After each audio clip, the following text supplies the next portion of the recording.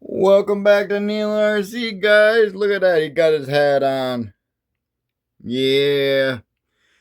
Looking for a driver for the other side yet, or a passenger for the other side. I haven't made up my mind what I'm doing with all this space yet in here. The whole meaning of this whole thing is this right here. The whole meaning of the video is this nice long piece of aluminum. What is it all about? Well, this right here is the awning. I looked all night and half the afternoon trying to find a video that explains how this is to be mounted, because when I pulled it out of the box with all the miscellaneous pieces, there was no instructions, no idea, nothing seemed to mount up to it correctly. Oh, look here. Welcome back, y'all.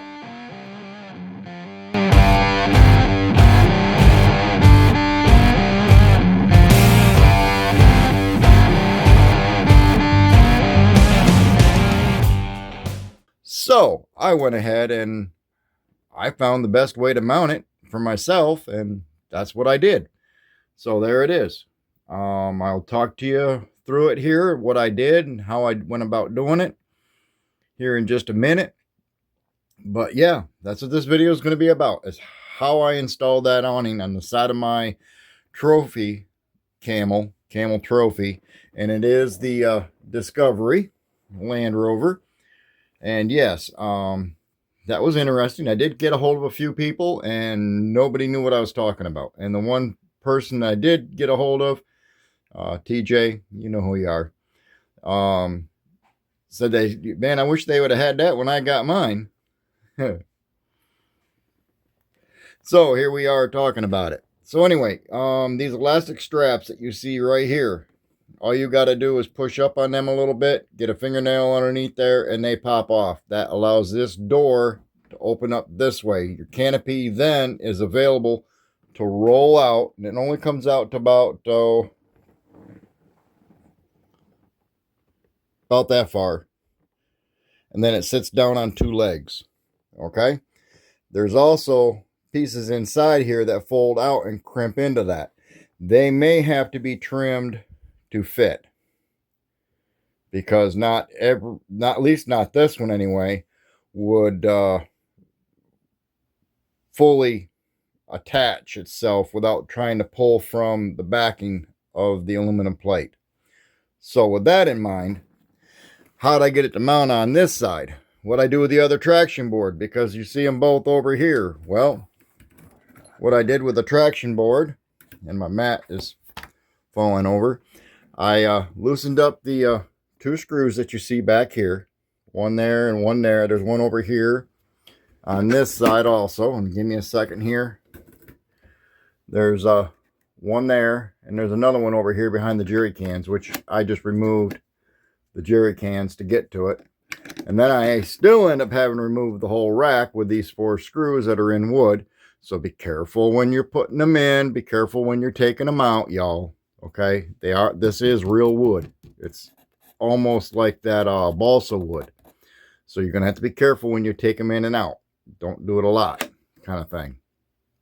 Once I remove those screws, these tabs right here that sit on the outside here, once you undo the screws, these pull out, and they have a little flat edge. If I can show you, they have a flat edge on each side. There you go. You can see them real good right there. They have a flat side, and you just sit them in there like so. That snugs them up in there and holds them ladder pieces on for the sand rails. So all I did is take the other side loose also, put them both together, and put the sand rails on one side. Kind of helps balance the weight out a little bit. Granted, this aluminum is going to put more weight to this side. So I'm going to have to balance it out by putting some weight back here on this side. Now, how I went ahead and did it is I took both, one of mine, this back one, and had it facing to the inside and snugged it up enough to where it would hold the bracket. On the front side here, I had it to the outside, and then it came into the frame up here. This back one here hooks to the last runner, we'll call it, brace right here for the top of the rack. I had to use a 1/8 drill bit, and I drilled 2 holes.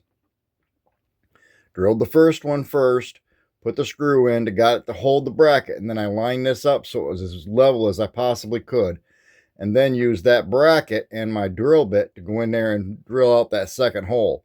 1/8, or no, excuse me, it's 1/16, my bad, 1/16 of an inch drill bit, and drilled them out to pre-pilot the hole. And then I was able to thread them right in, and they hold. I mean,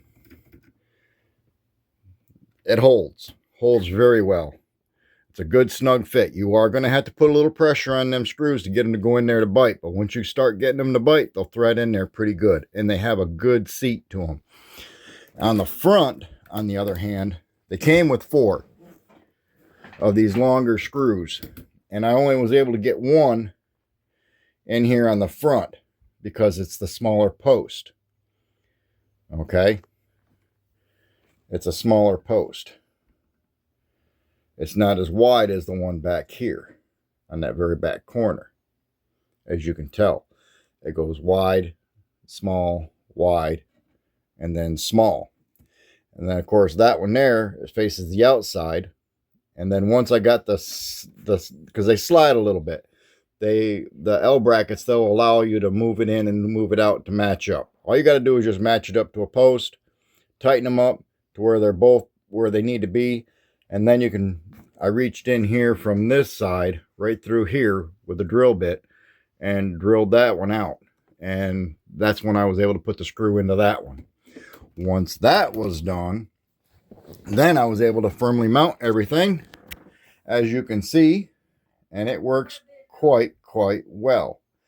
I will post a couple of pictures here at the end, and I'll show you what it kind of looks like. Well, I'll show you what it looks like when it's all folded out. But like I said, there's 2 rods that sit down here in the bottom, okay, that you're going to have to trim to fit the apron, because if you try and force it, it'll actually rip the back off of the aluminum, because all it is that canvas, that's that thin plastic canvas sheet with a piece of plastic across the back, and I think it looks like they almost used hot glue on it, a thin shade of hot glue all the way across the top, so it isn't going to take much. I end up using hot super glue, this right here, and that took care of that problem. And I used that on the aluminum on the back side of where it was already glued, and then I just pushed it back to where everything was set at, and then sealed it in there, let it sit. It might have been 10 minutes. Didn't need to wait that long, to be honest with you. But let it sit about 10 minutes. And then I was able to roll it up nice and tight. The canvas stays put. And now I'm going to go ahead and I'm going to basically stop the video, and I'll show pictures of what I do to set it up.